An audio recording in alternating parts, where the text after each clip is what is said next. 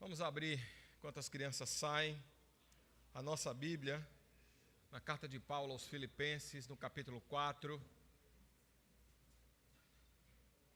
Novo Testamento, uma das 13 cartas paulinas. Filipenses, capítulo 4, a partir do verso de número 14.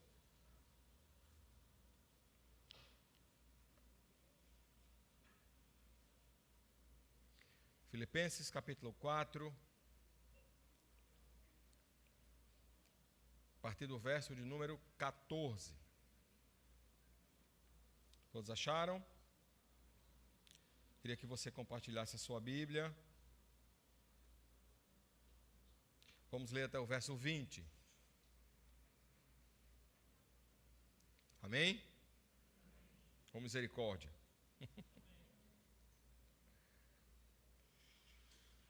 Filipenses capítulo 4, verso de número 14, diz assim: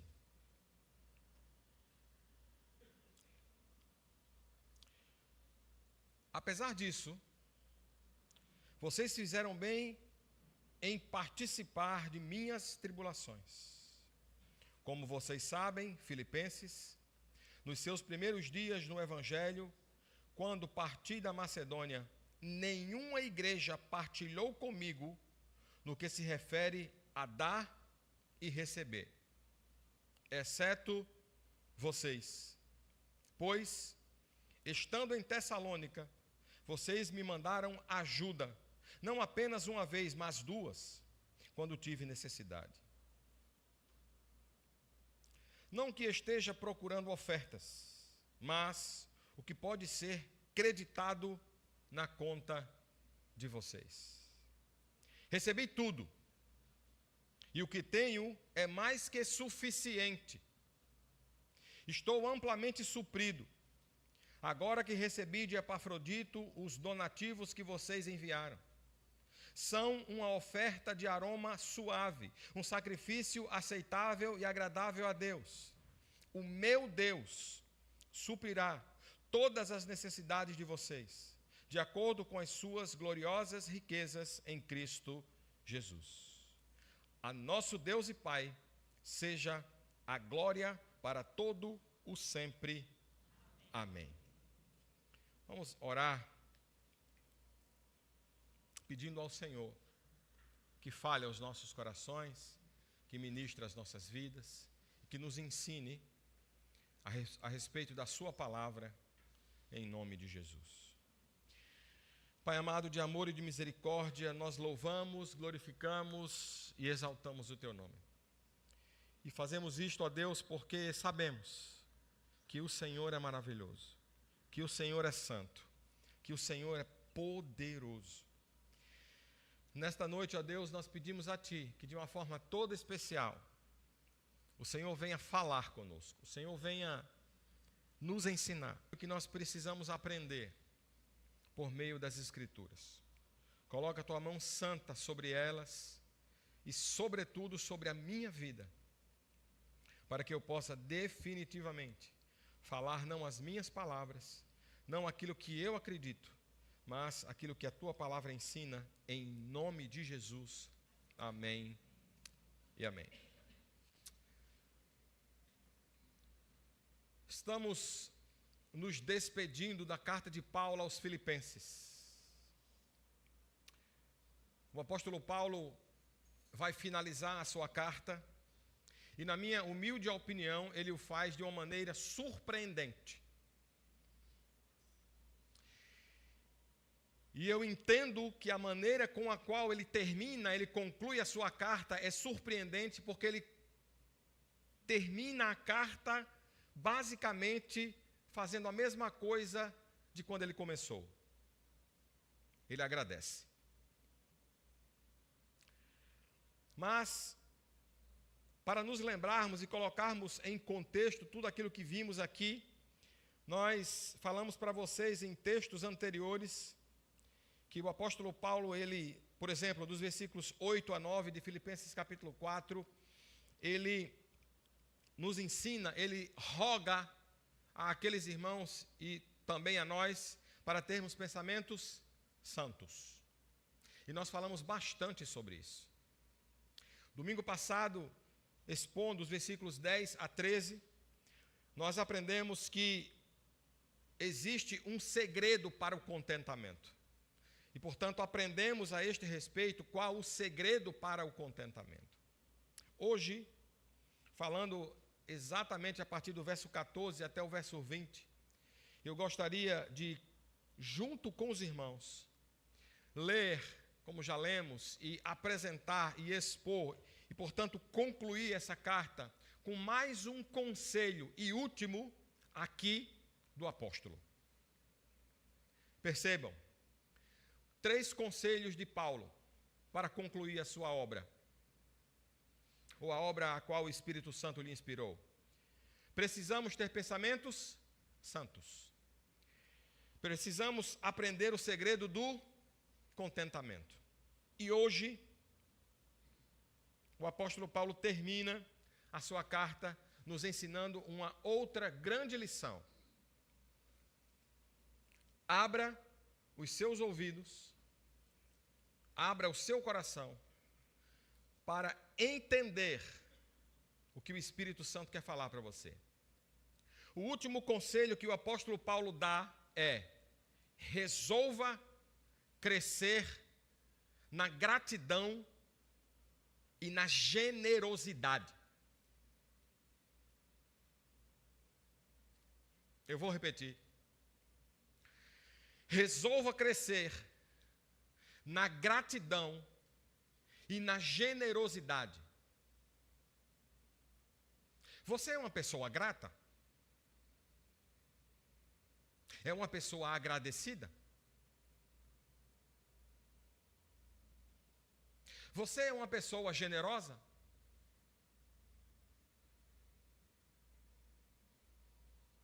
Tem facilidade de dar o seu tempo para a obra, usar os seus talentos na obra, usar os seus recursos na manutenção da obra. Você é uma pessoa generosa?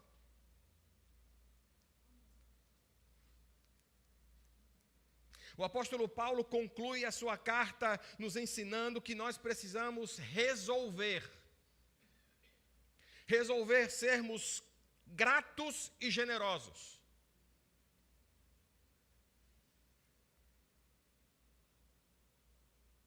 É impressionante como o apóstolo Paulo está mergulhado em um sentimento de alegria.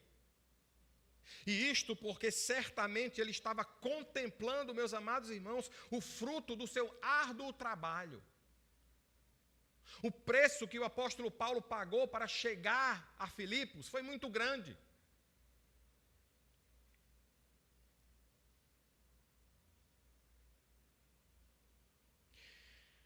Nós frisamos e dissemos a vocês a semana passada que o motivo da alegria do apóstolo Paulo não era simplesmente porque ele recebera uma oferta, porque ele teve as suas necessidades supridas.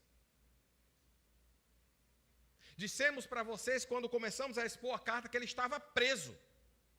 E essa carta é conhecida como a carta da alegria. Como alguém pode estar alegre estando preso? Detalhe, injustamente por pregar o evangelho. Ele começa agradecendo e ele termina agradecendo, mas a alegria dele não se dava simplesmente porque as suas necessidades foram supridas. Ele estava extremamente feliz pelo fato daqueles amados irmãos, daquela igreja estar agindo como uma igreja verdadeira, como uma igreja cristã. Perceba comigo, a igreja filipense foi, por meio do seu representante, um irmão em Cristo chamado Epafrodito, o qual saiu da sua cidade, da sua capital, lá de Filipos, e foi até onde Paulo estava, em Roma, preso, para levar para Paulo uma oferta, para cuidar de Paulo, não apenas para entregar a ele donativos, dinheiro, recurso. Mas o que foi que essa igreja fez? A igreja filipense, por meio de Epafrodito, ela foi para dentro da prisão. Ela foi para dentro do cárcere.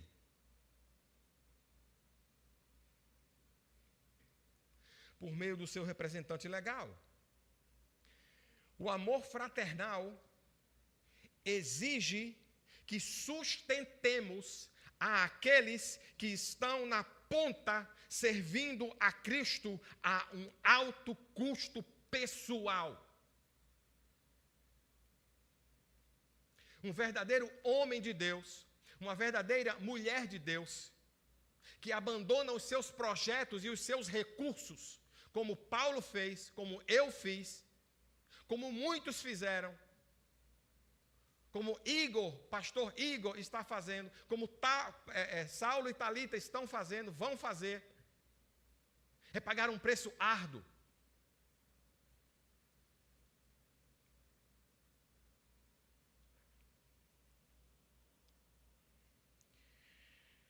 Meus amados irmãos,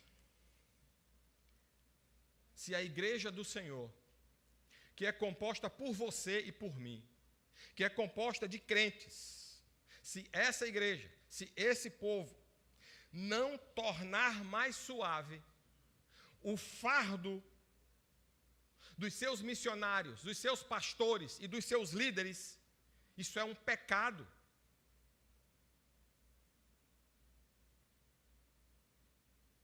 Você acha que eu acordei numa bela manhã de sábado e decidi ser pastor? Você acha mesmo isso?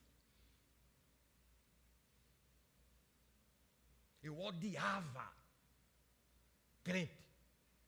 Odiava. Com toda a força do meu ser. Esse bando de povo arrogante que só anda de paletó e diz que vai para o céu.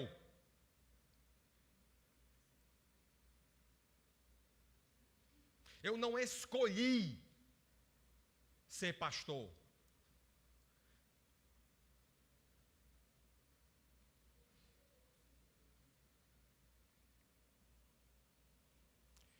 Meus amados irmãos, Paulo termina sua carta fazendo um reconhecimento público.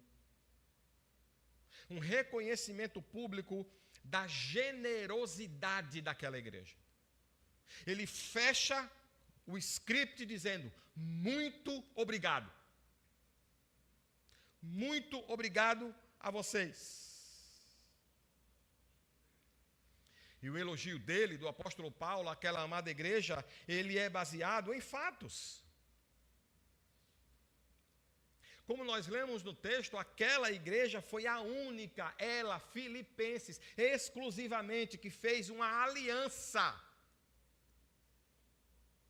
com Paulo.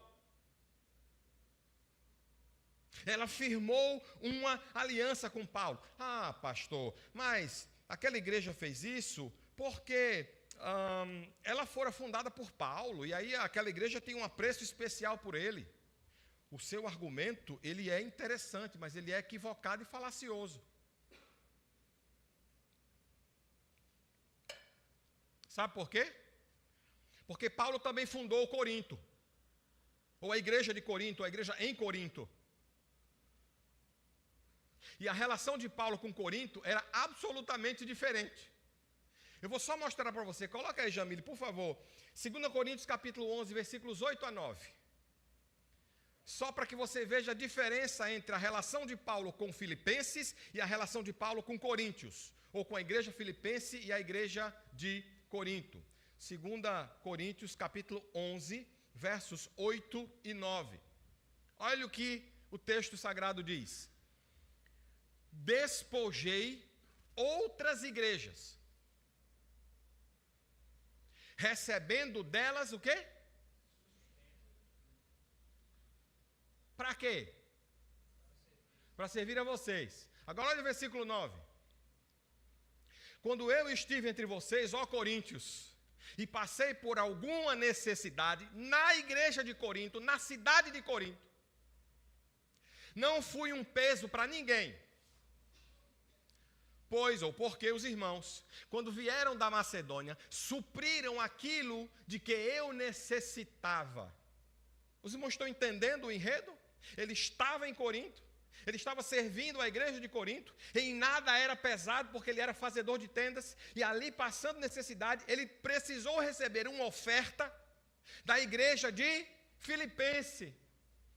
Sabe por quê? Porque aquela igreja coríntia, eu não vou dizer corintiana, porque aí é de matar, né? Aquela igreja coríntia não foi capaz de suprir a necessidade do seu obreiro, deixou ele passar fome, deixou ele passar necessidade. Fiz tudo para não ser pesado a vocês e continuarei a agir assim. Sabe qual é o recado de Paulo para a igreja de Corinto? De vocês eu não quero nada.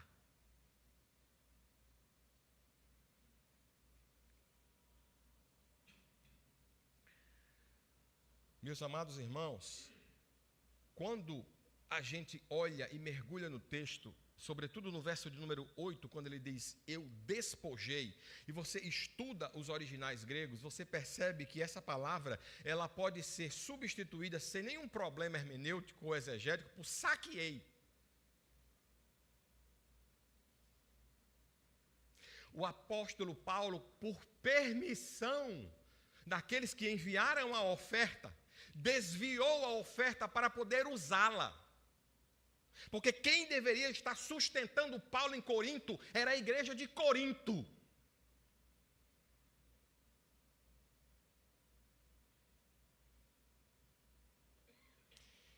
Meus amados irmãos, Filipos nasceu sob o signo, isto é, sob a marca da generosidade.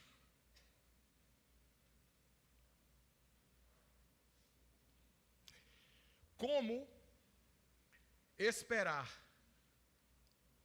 que o Espírito Santo opere, trabalhe numa igreja, numa comunidade que se recusa a compartilhar os seus recursos?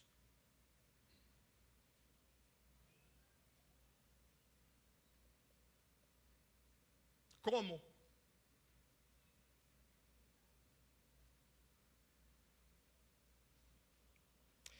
Todos os que estão sentados aqui, todos somos frutos das ofertas dadas pelos irmãos na fé de ontem. As belas cadeiras que vocês estão assentados hoje foi oferta de vários irmãos que contribuíram para que você estivesse hoje confortavelmente bem sentado. Essas 100 cadeiras que vocês estão sentados aqui custaram mais de 17 mil reais. Quanto foi que você deu?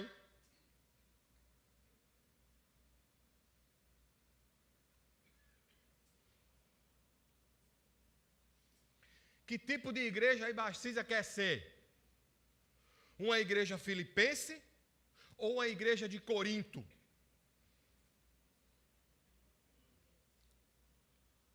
Os recursos só existem porque vocês exercem as suas profissões.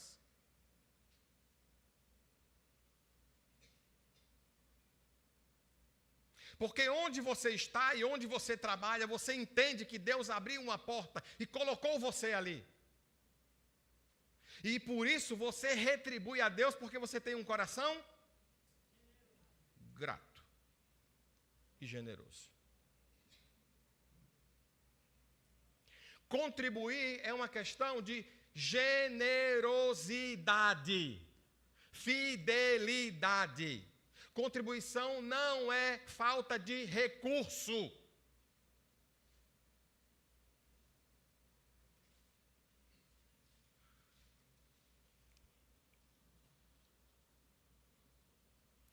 Meus amados irmãos, é assim que a igreja do Senhor possui dinheiro para investir. Dois aspectos da generosidade cristã, ou da igreja, estão implícitos aqui. Eu queria que você lesse comigo de novo o verso de número 16. Deixa eu achar aqui.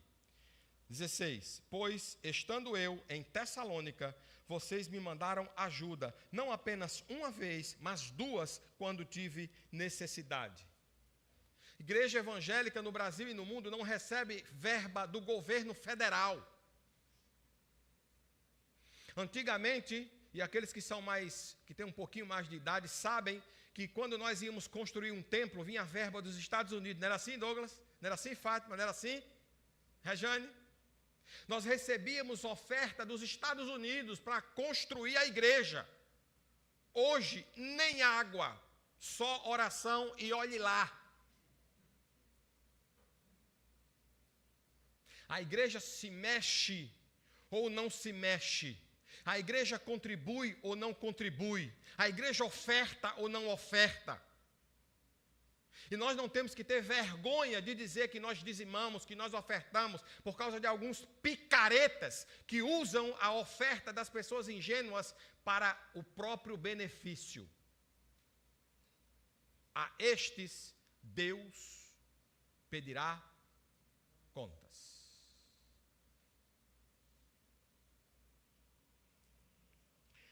A contribuição, repito, no Novo Testamento, meus amados irmãos, na igreja do Senhor, ou nesse texto especificamente, estão implícitos aqui dois aspectos.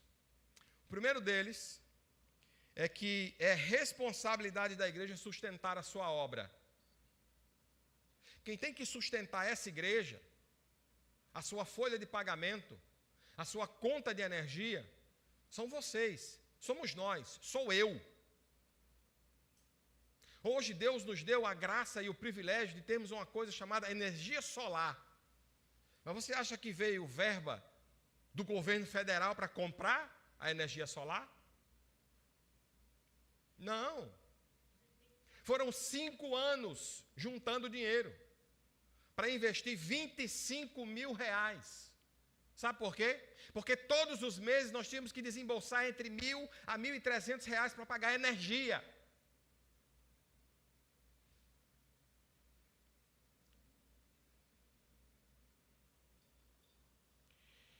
A contribuição do Novo Testamento, vista por aquela igreja, ensinada por aquela igreja, mostra-nos dois aspectos. Primeiro, que é responsabilidade nossa sustentar a obra. E segunda, a contribuição neotestamentária não é esporádica. Não é esporádica. É constante. É persistente. Não vou contribuir hoje porque sobrou, né? Sobrou um dinheirinho aqui, então eu vou contribuir. É assim que você contribui? Desconectadamente do Novo Testamento? Quando sobra, querido, se eu fosse contribuir quando sobra, eu não contribuiria nunca. Porque no Brasil, com a inflação do jeito que está, com a taxa Selic a 14 ponto não sei quanto por cento, não se guarda dinheiro.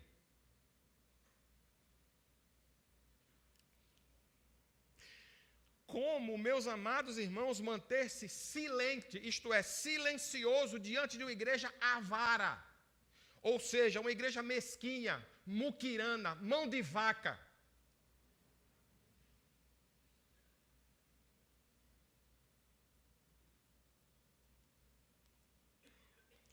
A avareza pode ser sinônimo de ausência de conversão, porque talvez o seu Deus seja outro. Talvez o seu Deus seja Mamon. E eu sei o quanto é duro esse discurso, mas eu não posso me furtar de fazê-lo.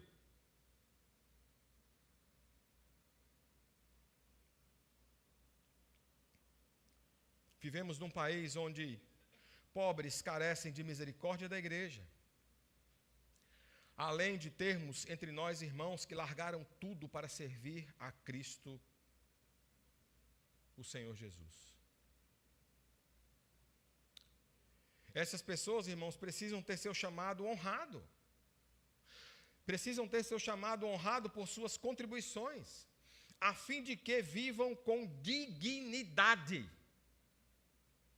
Paulo se alegra porque se a igreja filipense ignorasse o seu sofrimento, depois de tudo que ele fez, a dor da sua necessidade não seria tão grande quanto a dor que ele sentiria por causa da ingratidão daquela igreja.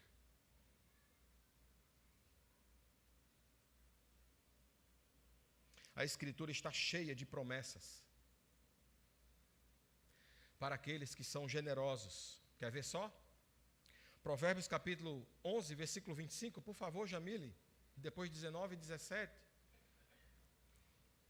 O generoso vai fazer o quê? Morrer de fome, né? O generoso vai lhe faltar tudo, não é isso que está dizendo aí? Você acredita na Bíblia? O generoso prosperará. Aí, aqueles que não são pastores, mas são lobos disfarçados, o que é que fazem? Pegam esse texto para explorar as pessoas.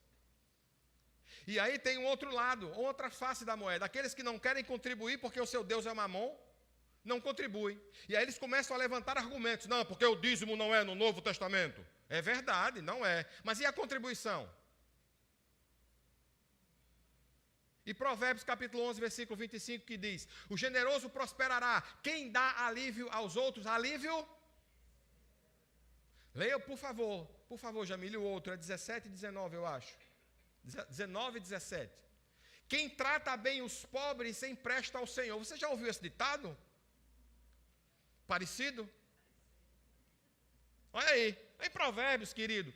Quem trata bem os pobres empresta ao Senhor, e Ele o recompensará. Um coração generoso será recompensado. Ah, pastor, mas isso aí está no Antigo Testamento. Não, está não. 2 Coríntios capítulo 9, versículo 7. Conhecidíssimo, até com eco.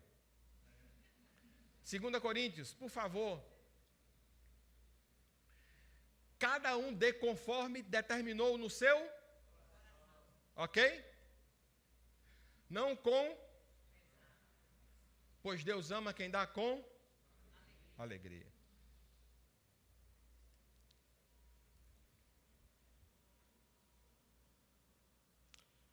Quando você contribui, quem recebe os benefícios é você. Paulo declara que Deus, dos altos céus, olhava para toda aquela movimentação com profundo deleite, porque via que aquela igreja era uma igreja motivada por amor. E o que faz todos os meses eu pegar uma parte do meu salário, daquilo que Deus propôs no meu coração e devolver, e contribuir, é amor. É saber que nenhum dinheiro, que nenhuma parcela, que nenhum custo vai pagar o que Ele fez por mim na cruz. Mas todas as vezes que você prioriza a sua vida, a sua casa, a sua viagem, o seu carro, o seu apartamento, em detrimento do Evangelho, você peca. Deus não proíbe você de ter nada. Deus não proíbe você de viajar. Deus não proíbe você de ter carro novo. Deus não proíbe você de morar no alto da Candelária. Deus não proíbe você de morar num condomínio fechado que o condomínio custa 1.500 conto.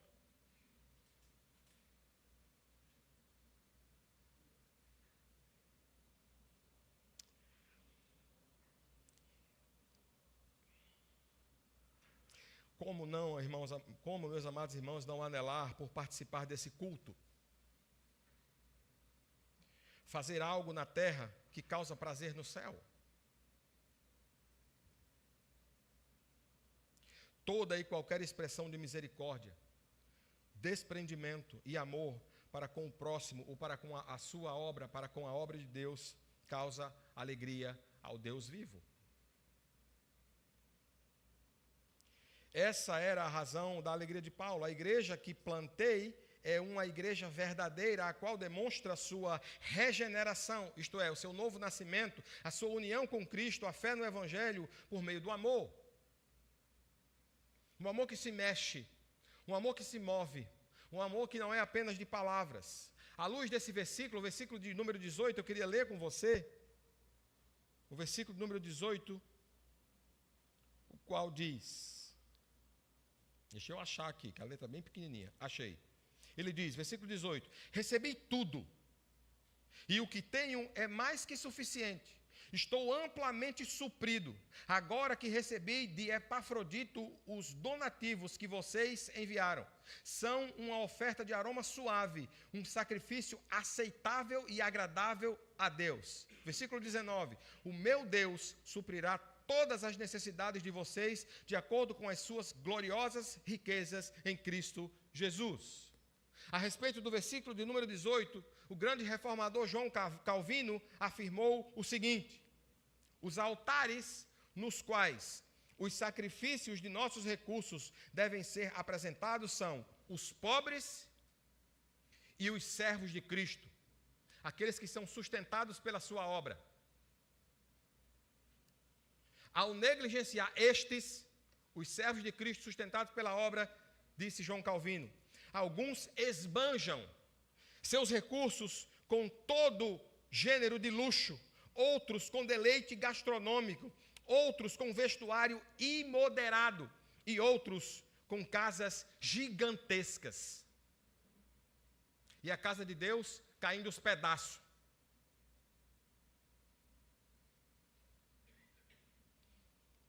Aquela igreja devia a sua existência a Paulo. Essa igreja deve a sua existência a alguém que deixou a sua casa, deixou a sua terra, deixou a sua parentela, tornou-se um pastor, veio para Natal na década de 80 e fundou essa igreja. Você faria isso?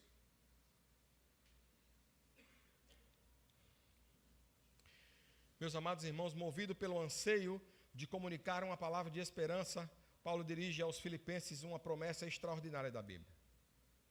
Que promessa é essa?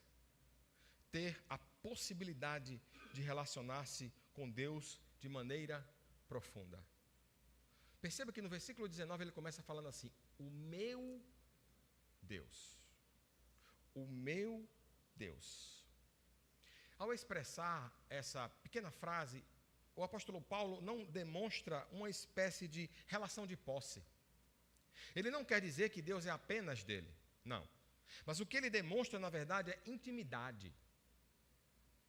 Paulo era íntimo com Deus. Paulo conhecia o Deus o qual ele servia. Para uma boa parcela da humanidade, Deus não passa de alguém desconhecido, que nos castiga ou serve apenas para nos servir. A relação que as pessoas têm com Deus é mais ou menos essa. Um Deus o qual serve apenas para quando nós estivermos passando problema ou dificuldade. Aí o que é que a gente faz? A gente ora, a gente reza, a gente acende as velas, a gente faz umas promessas. Aí quando passa, pronto, passou, acabou. Não precisamos mais dessa muleta chamada Deus. E a gente esquece dele. Ou então, quando a gente quer que ele castigue alguém que nos fez mal, aí a gente pede a ele: Senhor, mata fulano. Tenho fé em Deus que eu vou ver a vitória. A vitória é a derrota do outro. É a perda de emprego, é passar necessidade. A gente pede essas coisas a Deus às vezes, né?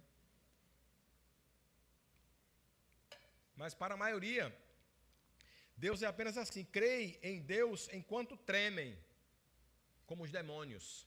A Bíblia diz que os demônios creem e tremem. Algumas pessoas são assim, como os demônios. Sua crença sem conteúdo, elas não sabem quem Deus é, serve apenas para afirmar que Ele é a realidade última. Quer ver uma coisa? Chega na rua e diz assim: quem é Deus para você? A primeira resposta que vem na cabeça de quem não sabe nada sobre Deus: Deus, ai, misericórdia, Deus para mim é tudo. Pronto. Já matou tudo, né? Aí você diz assim: tá, então, esmiúce esse tudo. Me diga o que é esse tudo. O que significa esse tudo?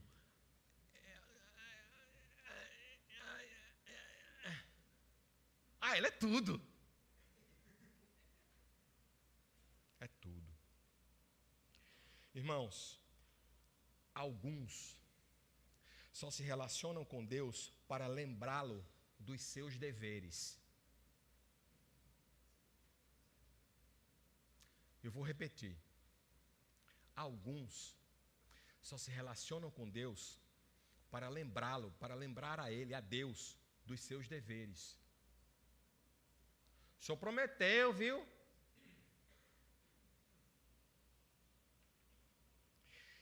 Há também aqueles que sabem o melhor da doutrina.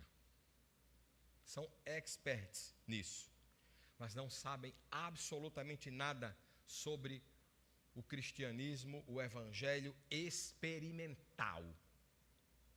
Não tem nenhuma experiência com Deus. Nunca sentiram a presença de Deus. Não tem vida. Não tem a vida de Deus em si, ou na sua própria alma. Em suas vidas não há encanto, não há louvor, não há amor. Afinal, meus amados irmãos, o que o apóstolo Paulo quer dizer quando ele diz o meu Deus, ou com o meu Deus? Em primeiro lugar, o que ele quer dizer com isso? Ele servia a um Deus o qual se permitiu conhecer. Paulo servia a um Deus o qual se permitiu conhecer. Deus se auto-revelou. Paulo afirma que o Deus dele em nada se assemelhava com os deuses pagãos. E se você estudar um pouquinho de história grega sobretudo, você vai ver a qualidade dos deuses pagãos. Eu não vou entrar no mérito aqui, porque eu não tenho tempo para isso. Mas Paulo falava de um Deus que, apesar de ser incompreensível, ele se deixou conhecer. Ele se deu a conhecer. Ele se revelou. E ele está disponível para todos aqueles que quiserem conhecê-lo. Ele é um Deus enorme, grande, gigantesco, transcendente, mas ele também é um Deus imanente. E Jesus, quando fala com ele se volta para o nosso Deus, para o Pai dele, para o nosso Pai, e diz: Paizinho, eu oro porque tu me ouves. Aí Jesus para e diz: aliás, tu sempre me ouves. E as pessoas, os religiosos, não gostavam muito, ou não gostaram muito, porque Jesus Deus chamou o Pai de Paizinho. Mas Jesus fez aquilo porque Jesus tinha intimidade com ele. Paulo escreveu o que escreveu porque ele tinha intimidade com ele. Ele chamou Deus de o meu Deus, não é porque ele tinha posse sobre Deus, é porque ele tinha um relacionamento profundo, um relacionamento íntimo. Ele sabia que servia a um Deus o qual se permitiu conhecer. Ele cultuava a um Deus que era o principal fato ou fator da sua vida ou da sua existência. Paulo não conhecia Deus de ouvir falar. Paulo não podia olhar para a sua existência sem levar em consideração algumas doutrinas da Bíblia. Por exemplo, a eleição eterna. Por exemplo, a regeneração, ou o novo nascimento, o chamado eficaz, a atuação do Espírito Santo, a conversão, a justificação, a adoção e a glorificação. Quando Paulo olhava para Deus, ele pensava na pessoa de Cristo e ele sabia a quem ele adorava, quem ele cultuava.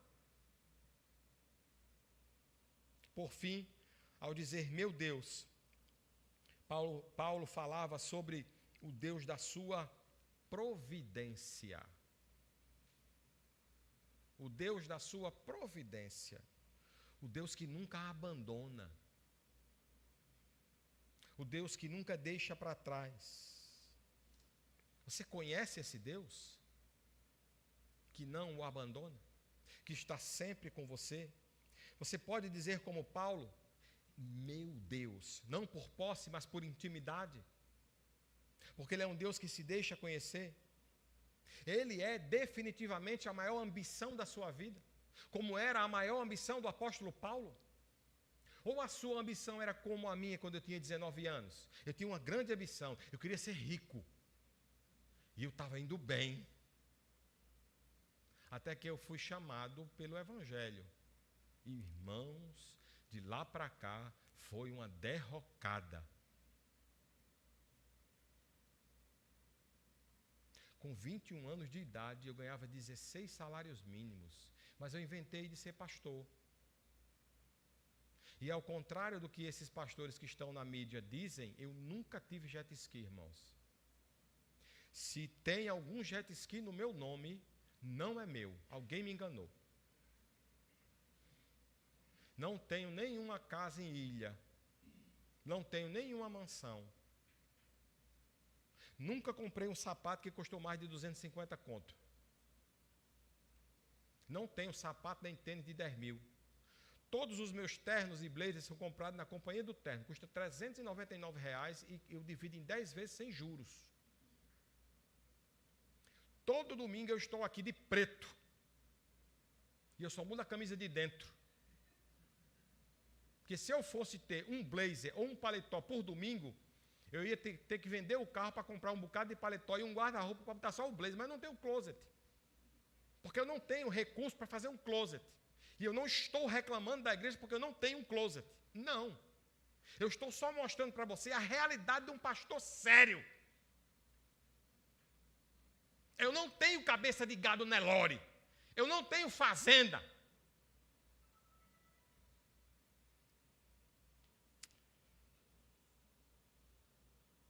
Isso é evidente pela maneira como você usa o seu tempo, investe os seus recursos e trata as pessoas. Se você conhece ou se você não conhece esse Deus. Esse é o nosso Deus. Seus recursos, os recursos dele são insondáveis. E todas as suas promessas têm como alicerce o sangue do Cordeiro. O que isso tem de importante? Deus fez uma promessa para nós. Se nós aceitássemos o sacrifício do seu filho na cruz, ele nos daria a herança que ele reservou para o seu filho. O Pai,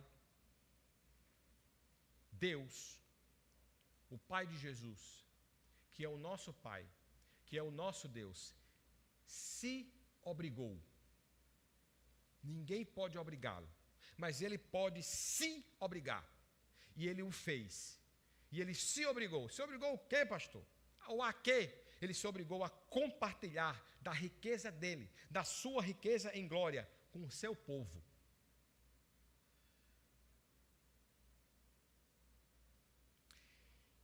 E nenhuma mente é capaz de imaginar o que ele tem reservado para aqueles que o amam.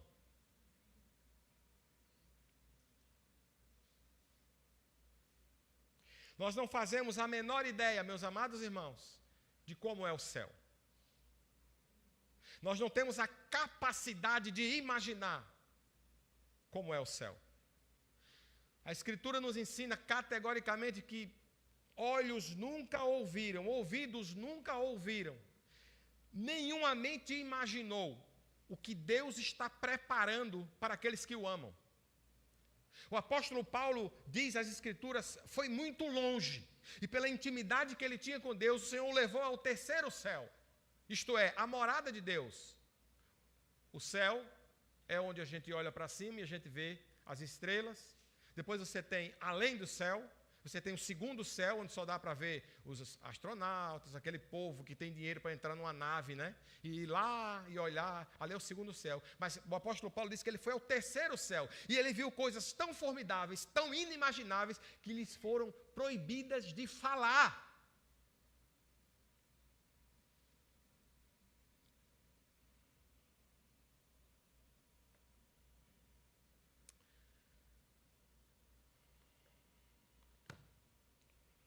Meus amados irmãos, Paulo termina sua carta agradecendo aqueles irmãos, porque diferentemente da igreja de Corinto, a igreja filipense não era uma igreja amarrada, não era uma igreja mão de vaca, não era uma igreja mesquinha. A igreja filipense sustentou Paulo, contribuiu com a obra missionária, esteve com aquele homem durante todo o tempo que ele serviu a Cristo. Até o último dia da sua vida. Deixar de contribuir não é falta de recurso, é falta de vontade, é falta de prioridade. Porque Deus não diz para você dar o seu salário todo. Qualquer pastor que disser isso é mentiroso. Você leu no texto aqui aquilo que Deus propôs no seu coração. Agora, Deus só propõe no seu coração você contribuir uma vez por ano 50 conto?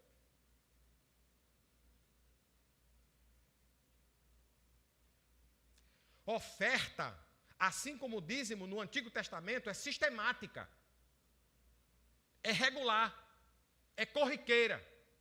Quem define o valor é você.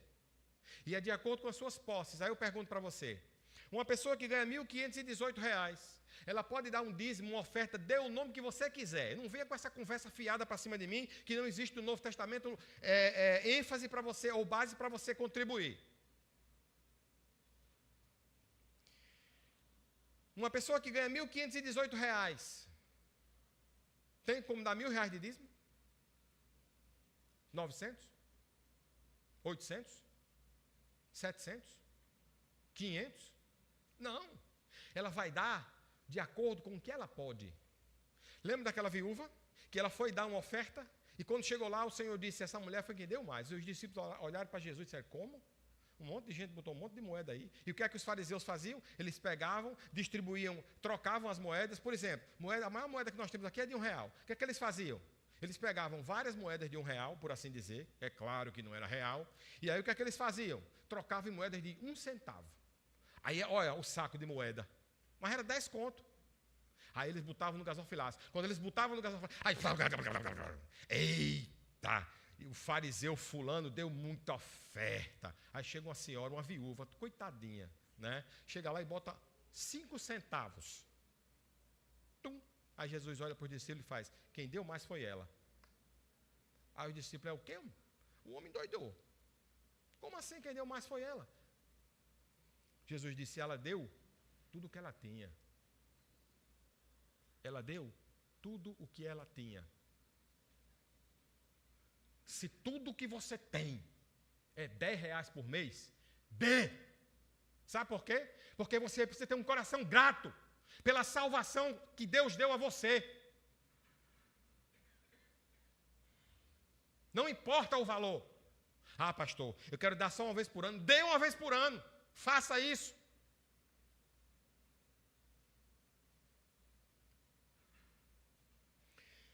Meus irmãos, eu queria concluir, porque quando a gente fala em gratidão, não está falando só de dinheiro, não. A gente está falando de vida, a gente está falando de tempo. Quanto tempo você gasta com a obra? Quais os talentos e os dons que você emprega na obra?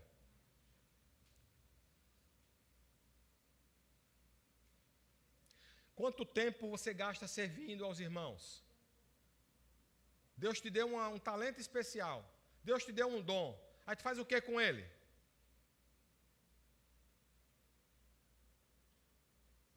Eu queria terminar hoje à noite contando para vocês, e vocês podem procurar depois na internet, vocês vão encontrar um povo chamado os morávios, um grupo chamado os moravianos, os morávios. E esse povo era um povo que queria servir a Deus, com muita fidelidade. E eles começaram a orar e pedir a Deus que mostrasse a eles como eles poderiam servir a Deus e pregar o Evangelho em terras distantes. E o Senhor mostrou para aqueles homens a África. E eles começaram a pensar, como é que a gente vai para a África, né? Como é que a gente vai chegar nesse lugar? E eles descobriram que periodicamente saía um navio para a África. Só que esse navio saía com os escravos.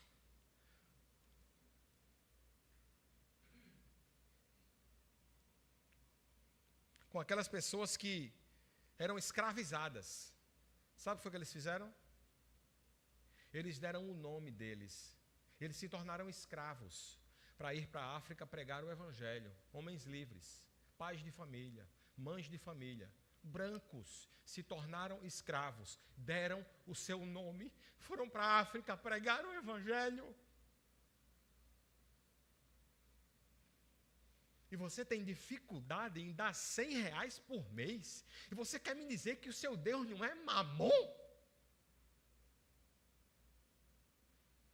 Um Deus que morreu na cruz pela sua vida, para salvar você, e você usando e usufruindo tudo que Deus lhe deu em benefício próprio. Isso não aquece o seu coração? Não é um tapa na sua cara. Quantas pessoas estão morrendo de fome? Quantas pessoas nós poderíamos ajudar? Se você resolvesse priorizar a sua vida financeira, se você resolvesse ter um coração grato,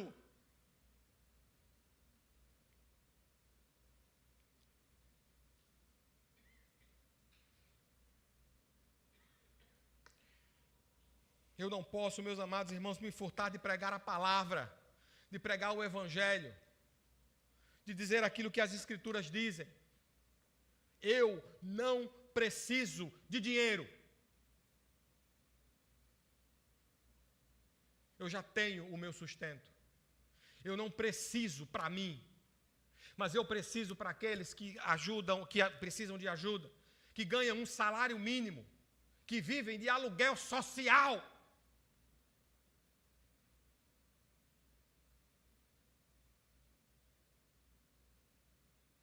Pergunta para os diáconos da igreja, quantas pessoas ligam dizendo: ei, fulano, fulana, Beltrana, a gente está precisando de fralda aqui para nossa mãe, nosso pai, a gente não tem. Faz uma visita no lar, dá um pulinho lá, vê como eles vivem bem ali. Os quartos com ar-condicionado, colchões maravilhosos. É assim? Não tem nem creme dental para escovar os dentes.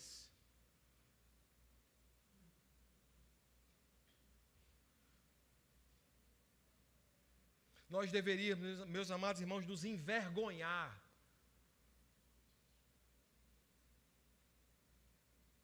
Porque Deus nos tem dado tanto.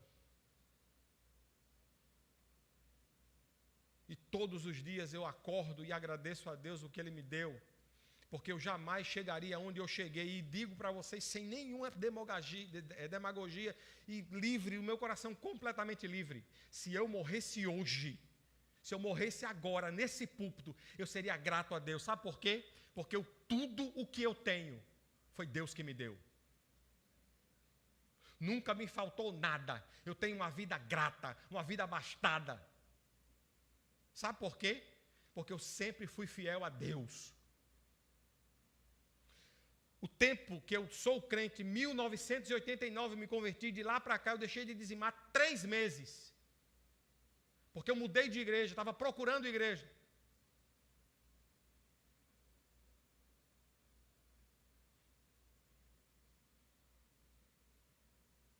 Sabe qual era o meu sonho?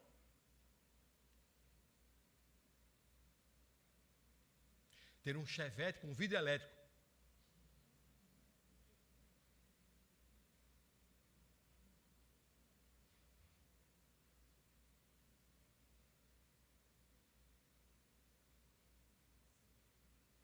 Vai ali fora e olha o meu Chevette vermelho que Deus me deu.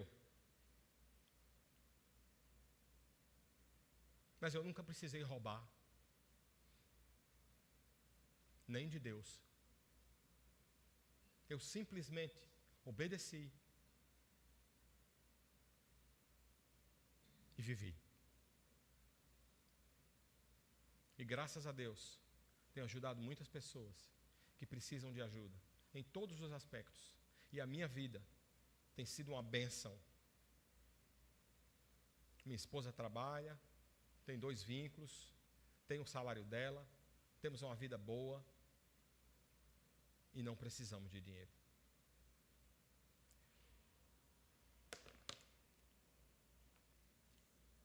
Mas isso aqui me obriga a convidar você a ser generoso.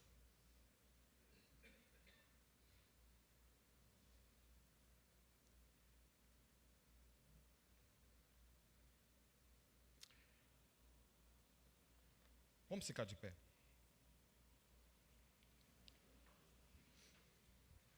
Queria convidar o Ministério de Louvor.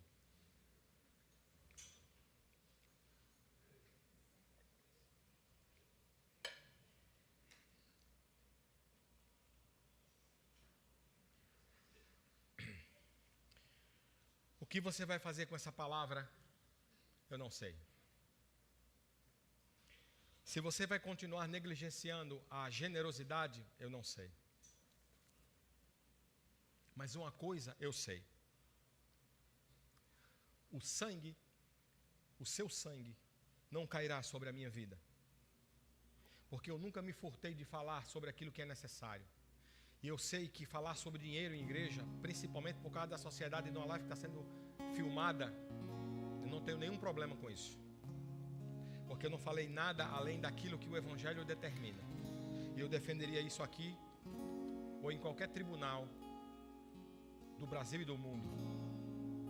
Sim, um homem que tem um coração grato a Deus, um homem que é generoso para com a sua obra, Deus abençoa. Eu não estou dizendo, como alguns afirmam, que se você quiser mudar o seu apartamento de 49 metros quadrados, você tem que dar a chave à igreja e Deus vai te dar um de 200. Mentira, não vai. Se você der, você vai perder, Ele não vai lhe dar. É mentira. O que nós estamos falando é de generosidade, é de contribuição, é de fidelidade, é de amor. Amor por aquilo que Ele fez na cruz pela sua vida. Deixa eu só fazer uma pergunta para você. Você já tem aí seus 60 anos e você de repente só tem um filho e o seu filho perde o emprego, ele começa a passar necessidade, você deixa ele passar fome? Deixa não, sabe por quê? Porque você ama. E enquanto ele estiver desempregado, estiver com a sua vida financeiramente falando desequilibrada, você vai ajudá-lo. Agora, se o seu filho for um camarada ou uma camarada que está dentro de casa, não trabalha, não quer nada na vida, só faz fazer menino, e você não pode dizimar porque você sustenta seu filho, está errado. Seu filho e sua filha têm que trabalhar, como eu trabalho, como você trabalhou a vida inteira. Meus irmãos, quantas pessoas nesse Brasil, quantos idosos nesse Brasil, quantas idosas nesse Brasil não são explorados pelos filhos?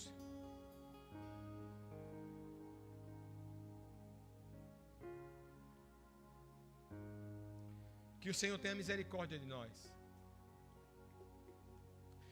E que você pense, se você tem tido um coração grato e generoso, e se você tem contribuído da maneira correta, que o Novo Testamento ensina, que a Escritura ensina. Se você quer saber sobre isso verdadeiramente, leia 2 Coríntios capítulo 8, capítulo 9. Veja lá, leia, estude, e você vai ver o que a Bíblia diz sobre isso.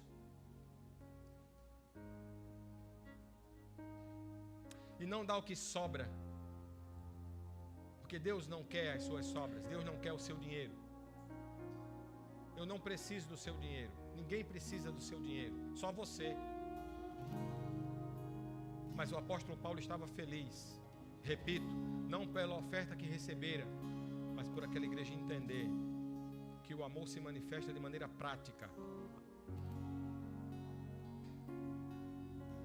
Que o amor se manifesta num abraço, que o amor se manifesta assim em comprar uma feira e dar para alguém, que o amor se manifesta assim em pagar a conta de energia de alguém, que o amor se manifesta assim em manter a obra dele, para que as pessoas possam pregar o Evangelho.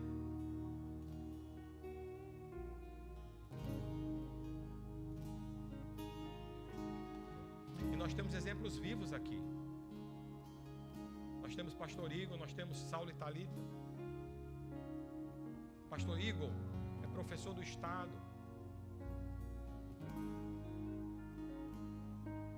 Tem o salário dele, recebe uma oferta da igreja, fez um concurso agora, temporário, para um segundo vínculo.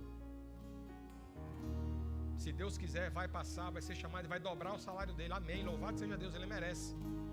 Mas eu duvido que se eu chegasse para ele e dissesse: Igor, Rayane, nós queremos enviar vocês para onde vocês quiserem ir, nós vamos pagar metade do que você vai ganhar no Estado, tu vai?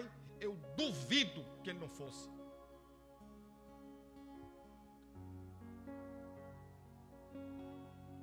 Sabe por quê?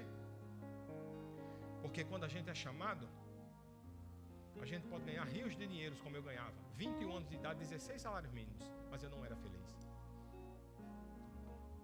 Eu tenho 28 anos de ministério, vou fazer 29 esse ano. Sabe quanto foi que eu ganhei 18 salários mínimos de novo? 16 salários mínimos de novo? Nunca.